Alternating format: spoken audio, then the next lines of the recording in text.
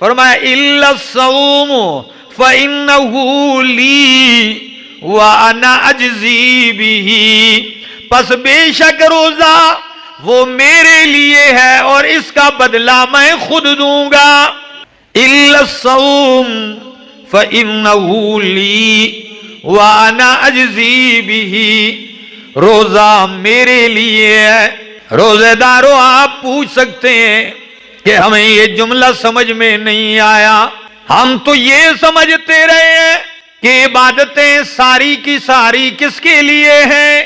نماز بھی اللہ کے لیے، روزہ بھی اللہ کے لیے، حج بھی، زکوٰۃ، قربانی، نفل، یہ ساری عبادتیں اللہ کے لیے ہیں۔ تو پھر ایک روزے کو خاص کر کے کیوں فرمایا کہ روزہ میرے لیے ہے؟ علماء نے اس کے اپنے اپنے انداز میں جواب دیے ہیں سوال کے سمجھانے کے لیے۔ فرمایا روزے کو خاص کرنے کی وجہ یہ ہے کہ باقی عبادتوں میں ریاکاری داخل ہو سکتی ہے، لیکن روزہ ایسی عبادت ہے اس میں ریاکاری نہیں ہو سکتی۔ نمبر 2، باقی تمام عبادتیں وہ ظاہری ہیں۔ کیا ہے؟ ظاہری ہیں، دکھائی دینے والی ہیں، دکھائی دینے والی ہیں۔ پتہ چلتا ہے نماز پڑھ رہا ہے، فرشتے نے لکھ دیا۔ پتہ چل رہا ہے صدقہ دے رہا ہے، فرشتے نے لکھ لیا ہے، لیکن روزہ نظر آنے والی چیز نہیں ہے۔ جب یہ فرشتوں کو بھی نظر نہیں آتی تو باقی انسانوں کو کیسے نظر آئے گی؟ جب مخلوق کو نظر نہیں آتی تو یہ مخلوق کے لیے ہو ہی نہیں سکتی، یہ کس کے لیے ہو سکتا ہے؟ روزہ ہو سکتا ہے تو کس کے لیے؟ اللہ ہی کے لیے ہو سکتا ہے، اس لیے کہ مخلوق کو نظر ہی نہیں آتا۔ اور سند المحدثین، شیخ الحدیث حضرت مولانا قاضی شمس الدین رحمہ اللہ اپنی کتاب الہام الباری لحل مشکلات البخاری کتاب لکھی ہے، بخاری شریف کی جتنی مشکل احادیث ہیں ان کو بڑے عام لفظوں میں حل کیا ہے، بڑا علمی مواد ہے۔ تو کیا کہتے ہیں وہ؟ فرماتے ہیں اس حدیث کے ذیل میں کہ اس لیے اللہ فرماتے ہیں روزہ میرے لیے ہے۔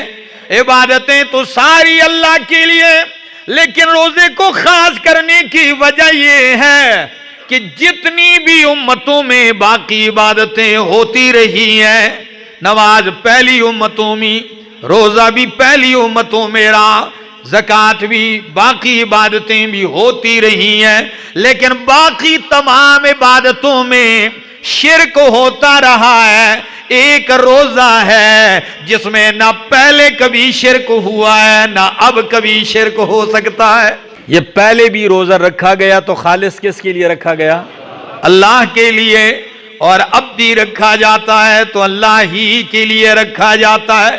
اس میں دکھلاوا نہیں، ریاکاری نہیں ہو سکتی، اس لیے کہ ریاکاری کس کو کہتے ہیں؟ کچھ کرو گے تو اگلا دیکھے گا نا۔ دکھلاوا کچھ کرنے میں ہوتا ہے، کچھ نہ کرنے میں تو دکھلاوا۔ جب اس میں دکھلاوا نہیں ہو سکتا، یہ وہ عبادت ہے جو ریاکاری سے پاک ہے۔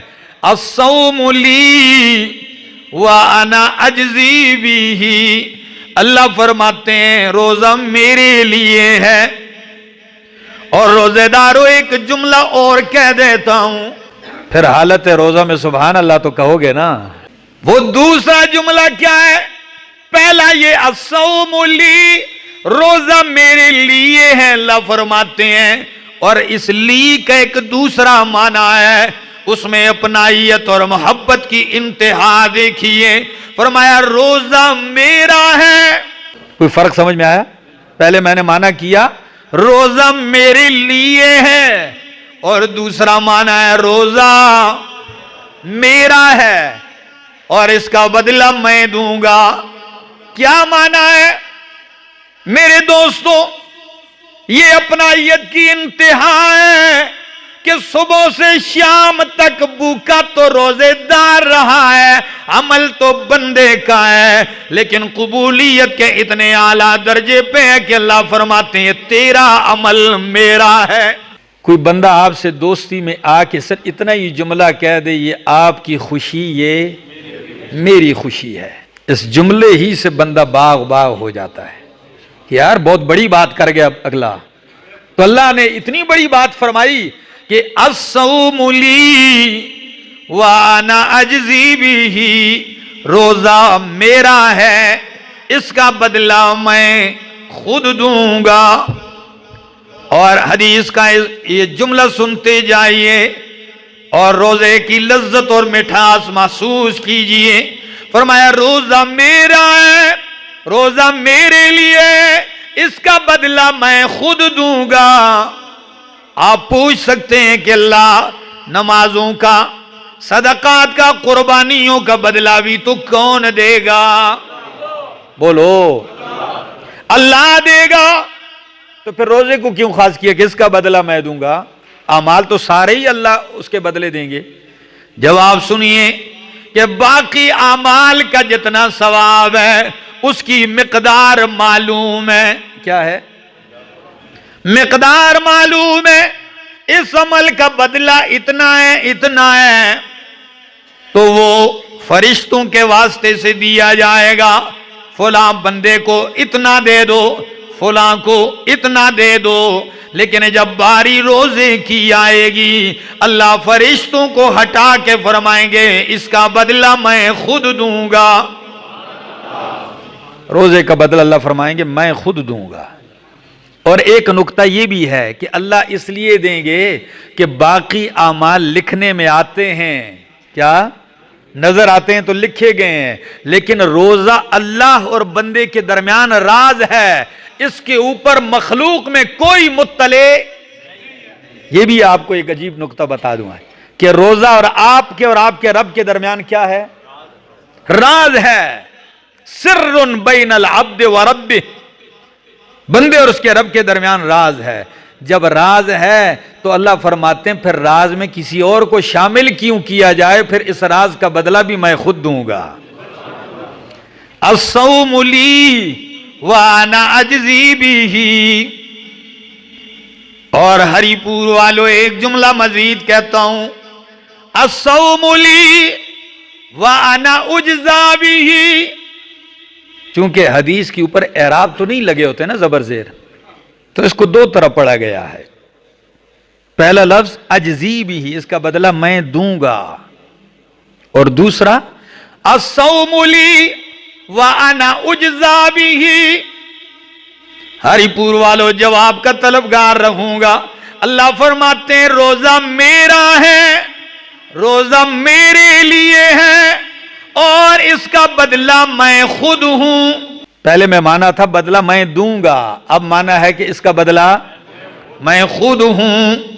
تو اس سے بڑھ کر انعام آپ نے نہیں دیکھا ہوگا کہ باقی اعمال کے بدلے آپ کو کچھ اور ملے گا، لیکن روزے کے بدلے میں اللہ ملے گا۔ اللہ فرماتے ہیں روزے کا بدلہ میں خود ہوں، تو اور کیا چاہتے ہو جب تمہیں اللہ مل جائے۔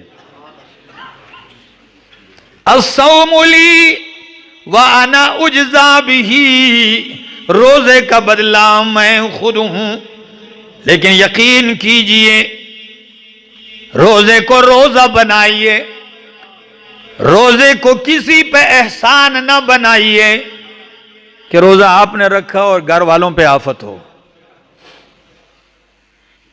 جی ہمارے ہاں ایک بندہ تھا، اس کی بیوی آ کے کہنے لگی کہ اس کو سمجھا دیا کریں، آپ درسوں میں بیٹھتا ہے اور بیانات میں بھی بیٹھتا ہے، لیکن رمضان کے مہینے میں عصر کے بعد مغرب تک اس کی حالت ایسے ہوتی ہے کہ گھر میں یہ مرغی کو بھی گولی مارتا ہے۔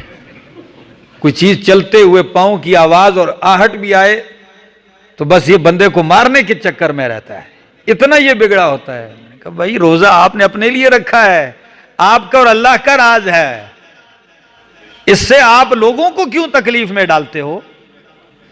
کسی کو کیوں بتلانا چاہتے ہو کہ بھائی میں نے روزہ رکھا ہوا اس لیے میرا موڈ ٹھیک نہیں ہے آج؟ ایک شخص کہنے لگا مجھے کہ یہ کیا وجہ ہے کہ رمضان میں تو شیاطین جکڑے جاتے ہیں، لیکن جو ہی روزہ شروع ہوتا ہے پہلے روزے ہی منڈی میں ایک دوسرے کو مولیاں اور ٹھپر بھی مارے جاتے ہیں۔ لڑائی ہو رہی ہے، لڑ رہے ہیں، فلاں جگہ بازار میں لڑ رہے ہیں، گاڑی والے اتر کے ایک دوسرے کو مار رہے ہیں، یہ کیا ہے؟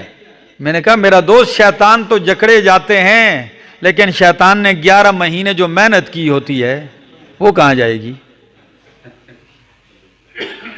اور نمبر 2، یہ روزہ جو اس نے رکھا ہے در حقیقت سر اس نے بھوکا رہنا ہے، اس کو روزے کی حقیقت کا پتہ نہیں ہے۔ اگر اس کو روزے کی حقیقت کا پتہ ہوتا تو اس کی یہ کیفیت نہ ہوتی۔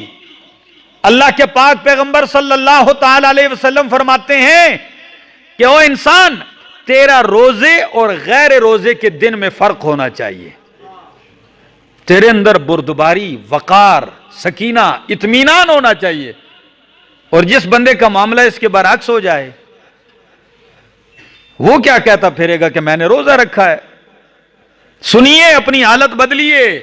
لِلصَّائِمِ فَرْحَتَانِ، روزے دار کے لیے دوہری خوشی ہے، کیا؟ ڈبل خوشی ہے۔ لِلصَّائِمِ فَرْحَتَانِ، روزے دار کے لیے 2 خوشیاں ہیں۔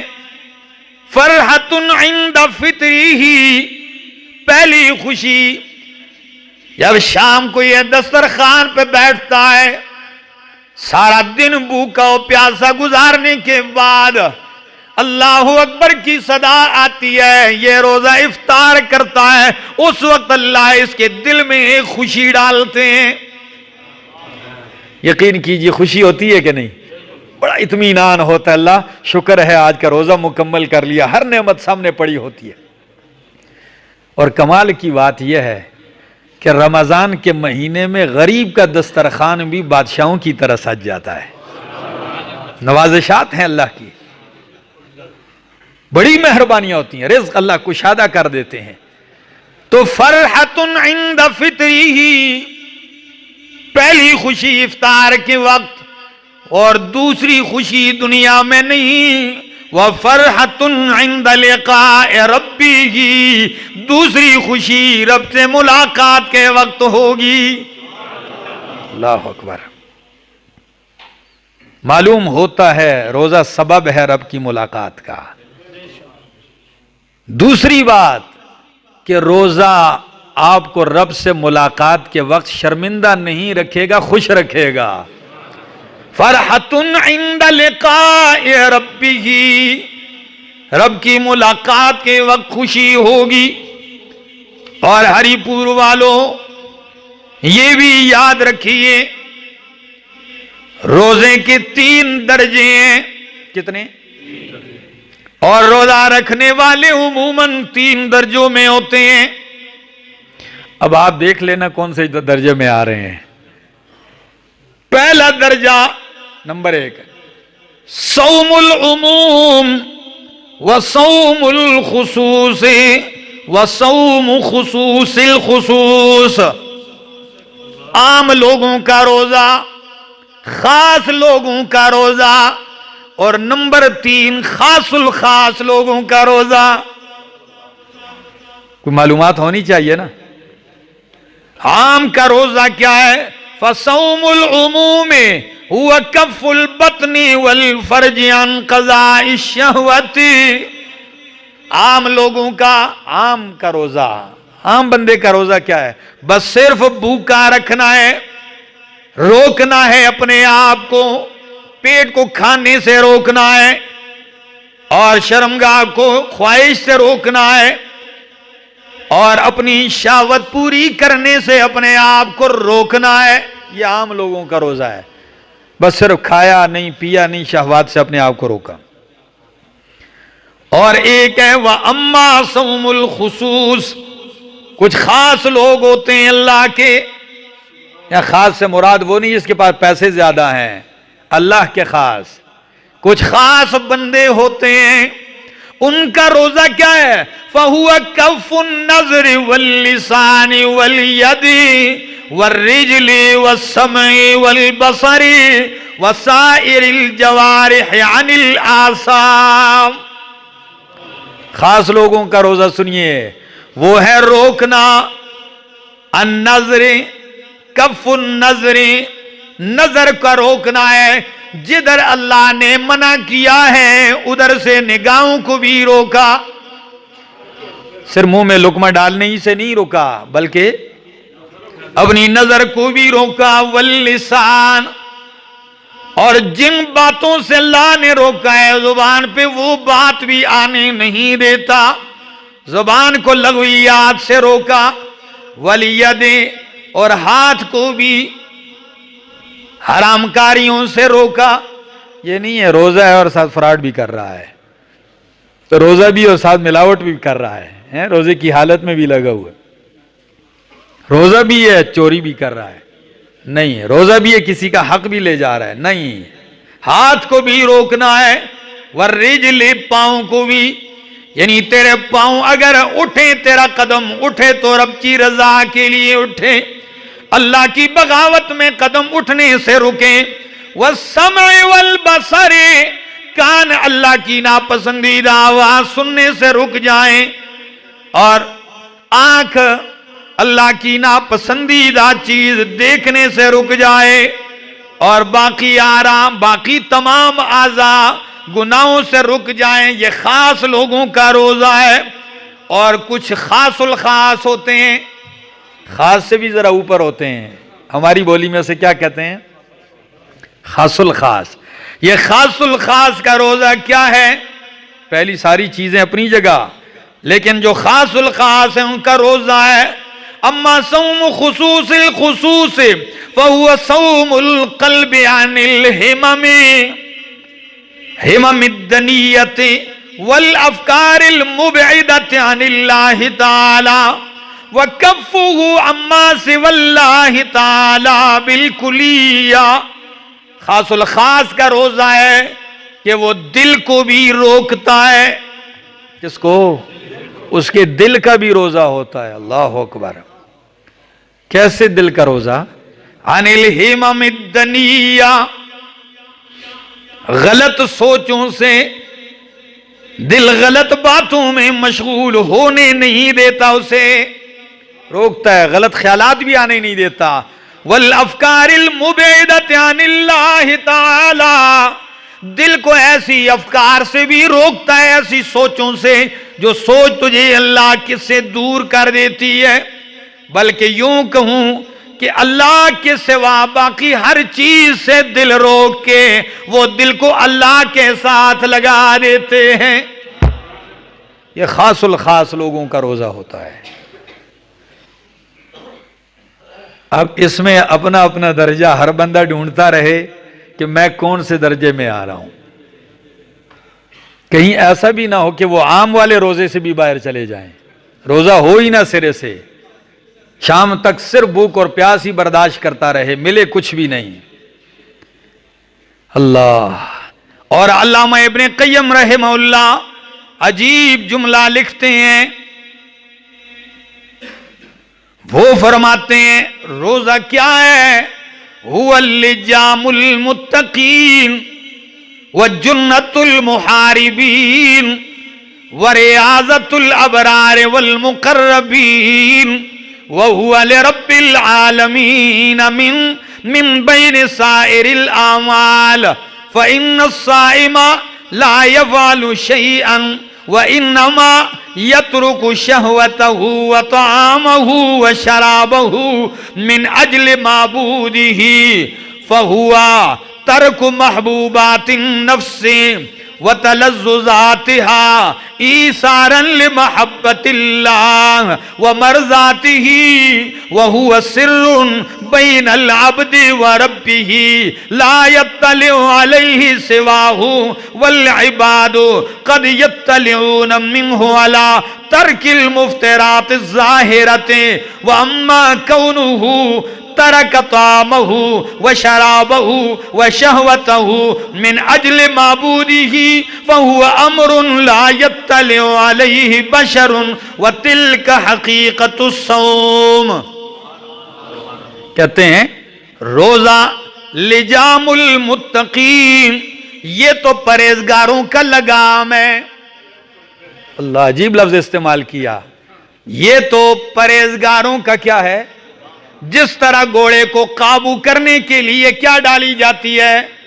لگام ڈالی جاتی ہے. جب اس کی سپیڈ بہت تیز ہو تو اسے کیا کیا جاتا ہے؟ لگام کھینچ کے روکا جاتا ہے. تو مقربین اپنے نفس کو لگام ڈالتے ہیں، قابو کرتے ہیں روزے کے ذریعے. متقین کا لگام ہے وَجُنَّةُ الْمُحَارِبِينَ، اور نفس شیطان خواہش سے لڑنے والوں کے لیے روزہ ڈھال ہے. متقین کے لیے لگام ہے اور شیطان نفس خواہش سے لڑنے والوں کے لیے ڈھال ہے. جہنم سے بچنے کے لیے ڈال ہے. وَرِعَازَةُ الْأَبْرَارِ وَالْمُقَرَّبِينَ، جو نیک ہیں اور اللہ کے مقرب بندے ہیں ان کی ریاضت ہے، مشق ہے. وہ روزے کے باغ میں گھومتے رہتے ہیں. وَهُوَ لِرَبِّ الْعَالَمِينَ، صرف روزہ ہے جو رب العالمین ہی کے لیے ہو سکتا ہے. اور فرمایا روزہ دار جو ہے وہ اپنی محبوب چیزیں چھوڑ دیتا ہے جو نفس کو محبوب ہوتی ہیں، لذت والی چیزیں چھوڑ دیتا ہے، ساری محبوبات قربان کر دیتا ہے. ایثارا لمحبت اللہ، ساری محبوب چیزیں رب کی محبت کو پانے کے لیے قربان کر دیتا ہے. تو پھر ملتا کیا ہے؟ جب آپ نے محبوب چیزوں کو قربان کر دیا اس محبوب کو پانے کے لیے، تو اس محبوب نے کہہ دیا ہے کہ پھر روزہ اس کا بدلہ بھی میں خود ہوں. مجھے پانے کے لیے محبوب چیزیں چھوڑی ہیں نا، اللہ کی محبت پانے کے لیے اللہ فرماتے ہیں میں تیرا ہو گیا ہوں. آپ نے کبھی اس جملے پر غور کیا ہے حدیث کے؟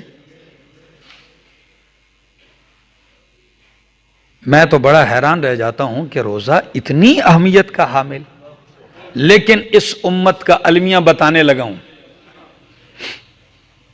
جو درد اور دکھ سے بتانے لگا ہوں وہ کیا ہے کہ یہاں جس چیز کی اہمیت اللہ نے بیان کی ہوتی ہے اس کی اہمیت تو کوئی بتاتا نہیں ہے. اور 15 شعبان کا روزہ رپڑ لگا ہوا ہے، فون آ رہے ہیں، میسج آ رہے ہیں، جی کوئی کہتا ہے پوری زندگی کے روزے سے افضل ہے، کوئی کہہ رہا ہے سال کے روزے سے افضل ہے، کوئی کیا کہہ رہا ہے، کوئی کہتا ہے اس رات میں سارا کچھ بخش دیا جاتا ہے. اس رات کو لیلۃ القدر کی رات سے بڑھا دیا اور اس روزے کو رمضان کے روزے سے بھی بڑھا دیا ہے. یہ صرف اور صرف یہ تخریب کاری جو کی گئی ہے اس کا مقصد صرف یہ تھا کہ نہ لیلۃ القدر کی اہمیت رہے اور نہ صوم رمضان کی اہمیت رہے. کوئی روزہ اللہ کے پاک پیغمبر صلی اللہ تعالی علیہ وسلم نے 15ویں شعبان کا خاص کر کے یا اس کی رات کے لیے عبادت مشروع نہیں فرمائی ہے. آپ معمول کے مطابق عبادت کرتے تھے. ادھر معاملہ کیا ہے؟ پورا شہر اٹھا ہوا ہے، جاگ رہا ہے، اور رمضان کی راتوں میں اللہ ہر رات جہنم سے خلاصی ہے، ہر رات عنایات ہیں. سویا ہوا ہے، کوئی رات فیس بک میں گزار رہا ہے، انٹرنیٹ پہ اپنا وقت ضائع کر رہا ہے. دوستو آئیے اس روزے کی عظمت بتانے لگا ہوں. فرمایا اللہ کے محبوب نے لخلوف فم الصائم، لخلوف فم الصائم اطیب عند اللہ من ریح المسک. روزے دار سن لیجئے کہ اللہ کے پاک پیغمبر فرماتے ہیں روزے دار کی منہ کی بو، کیا میں نے لفظ بو استعمال کیے ورنہ عام کہا اس کو بدبو جاتا ہے، لیکن بدبو نہیں کہا، ایک وجہ بتاؤں گا اس لیے نہیں کہا. روزے دار نے روزہ رکھا، زور کے بعد عصر کے قریب یہاں تک کا جو وقت ہوتا ہے معدہ خالی ہو جاتا ہے، منہ سے بو آنے لگتی ہے. اتنی سخت ہوتی ہے کہ کئی ہوشیار اور عقل مند بندے روزے میں جب گفتگو کرتے ہیں تو منہ دور رکھ کے بات کرتے ہیں، کسی سے، کسی کے قریب کر کے منہ کر کے بات نہیں کرتے، کیونکہ بو جاتی ہے، اگلا تنگ نہ ہو۔ ایسا ہی ہے، پریشان نہ ہو، معدہ خالی ہوتا ہے، بو آتی ہے۔ روزے کی عظمت سن لیجئے، پھر کیا دینا ہے، سبحان اللہ۔ فرمایا اللہ خلوف فم الصائم، روزے دار کے منہ کی بو اطیب عند اللہ من ریح المسک، اللہ کے ہاں کستوری سے زیادہ پسندیدہ ہے۔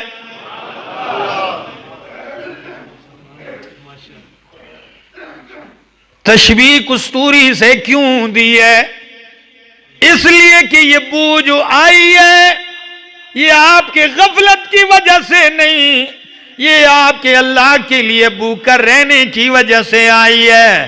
تو اللہ فرماتے ہیں جب میری وجہ سے، میری رضا کے لیے آئی ہے تو پھر اس کی قدر میرے ہاں کستوری سے بھی زیادہ ہے۔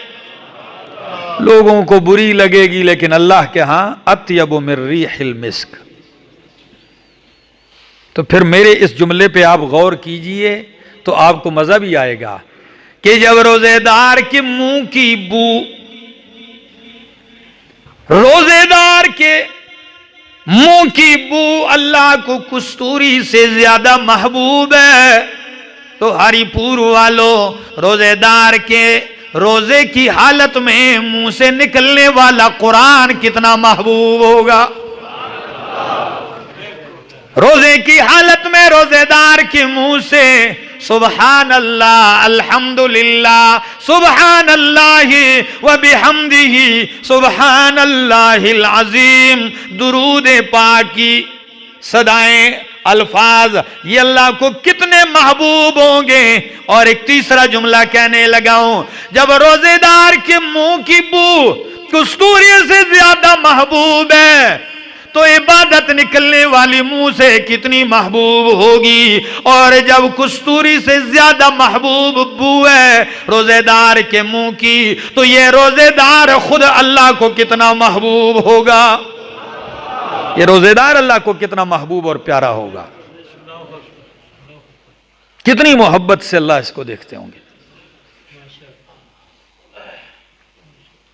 اور پھر جب یہ روزے کی حالت میں رو بھی رہا ہو، آنکھوں سے آنسو بھی بہا رہا ہو،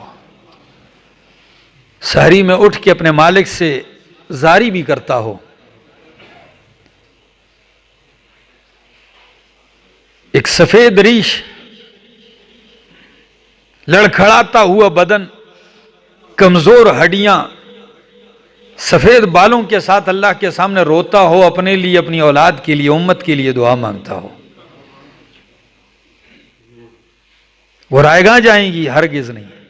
اور ایک نوجوان بھرپور جوانی میں، کڑیل جوانی میں دن کو روزہ رکھا ہوا ہے، اپنے نفس کو قابو کیا ہوا ہے، لگام ڈالی ہوئی ہے، اور رات کی تنہائیوں میں، رات کی گھڑیوں میں اٹھ کے یہ روتا بھی ہو۔ نوجوانوں، تہجد کی عادت بہت کم لوگوں کو ہوتی ہے، اگر کسی کو عادت نہ بھی ہو، رمضان کا وہ مہینہ ہے کہ اس میں تہجد تو کم از کم قضا ہونی نہیں چاہیے، ویسے ہی بندہ اٹھتا ہے۔ اپنی عادت اپنا لیجئے، اٹھیے، مانگیے، صرف اپنے لیے نہیں، اپنے لیے مانگنا کوئی کمال نہیں ہے صرف کہ بندہ اپنے لیے مانگے اور اپنے بیٹوں کے لیے مانگتا رہے۔ مجھے کئی دوست احباب فون کر دیتے ہیں، کبھی کوئی سعودیہ سے، کوئی انگلینڈ سے، کوئی کہاں سے، کوئی کہتے ہیں جی میرے لیے دعا کرنا، پھر فون بند کر دیتے ہیں۔ میں کبھی ہنس پڑتا ہوں، میں کہتا ہوں نے کہہ دیا، اب دل میں سوچتا ہوگا پتہ نہیں کریں گے یا نہیں کریں گے، لیکن میں اپنے اوپر ذمہ داری سمجھ لیتا ہوں۔ اور اس دن سے، جس دن سے میں نے نبی کی یہ حدیث سنی ہے صلی اللہ علیہ وسلم، اس دن سے میں نے بخل نہیں کیا ہے کبھی۔ سنا دوں آپ کو؟ جی آپ بھی بخل نہیں کریں گے۔ پھر فرمایا جب کوئی دعا کرنے والا دعا کرتا ہے بارگاہ الہی میں ہاتھ اٹھا کے روتا ہے اور کسی کے لیے دعا کر رہا ہوتا ہے.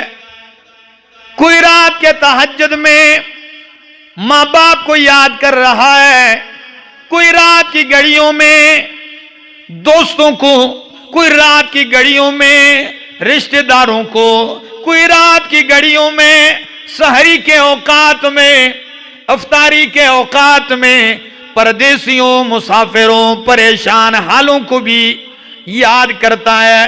اور کیا کہتا ہے؟